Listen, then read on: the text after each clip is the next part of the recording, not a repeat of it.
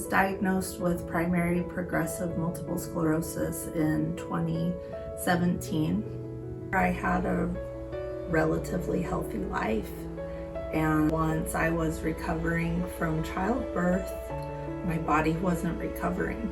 And so then that started going to the doctors to find out what it wasn't. Why can't I walk right? Why am I falling? Why are these strange things happening? And so my general practitioner sent me to a neurologist who did the MRI that showed the lesions.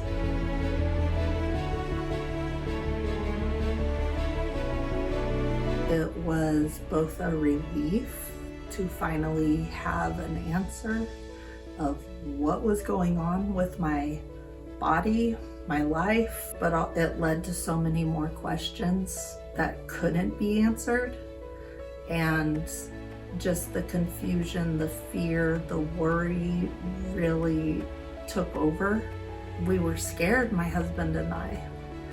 I was a teacher, I had a classroom, I had an infant, I had a husband, I had a dog. I have a life, I have friends. I don't have time or room for multiple sclerosis to mess up my life.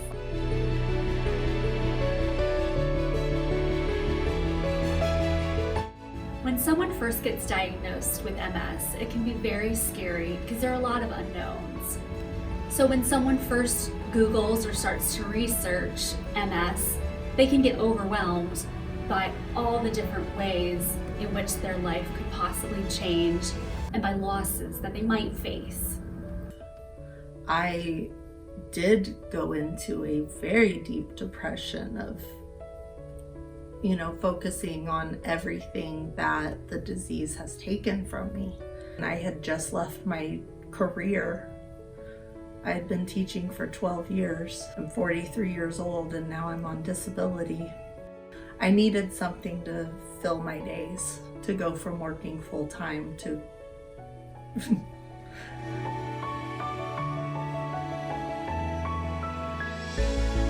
The great thing about the MS Achievement Center is that our members don't have to be scared about the journey they're facing. Whatever changes come their way, they will not have to go about it alone. Chances are there's someone that's been through the exact same thing that can walk them through it, problem solve, and give them emotional support. The value of Christina coming to the MSAC each week, she gets to have weekly talk time, weekly time to touch base with licensed professionals, occupational therapy, physical therapy, social work, who can help her navigate the changing symptoms that she's having. And we can provide resources and support, ideas about equipment.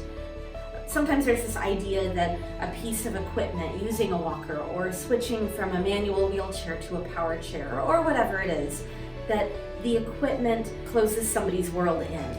The reality of equipment for somebody with MS is that it can open up their world.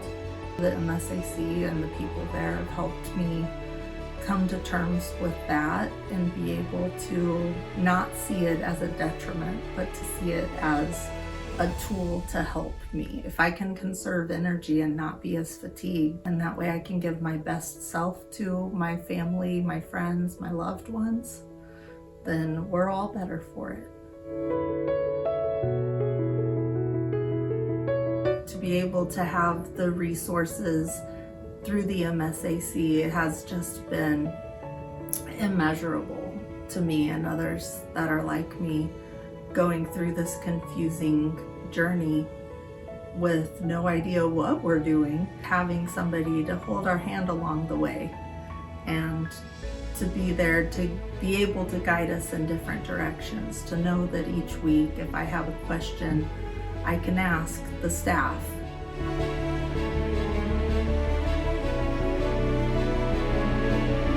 Getting to know the people and not just seeing the apparatus, actual people that had names and faces and families and histories and loves and interests in wheelchairs, using rollators.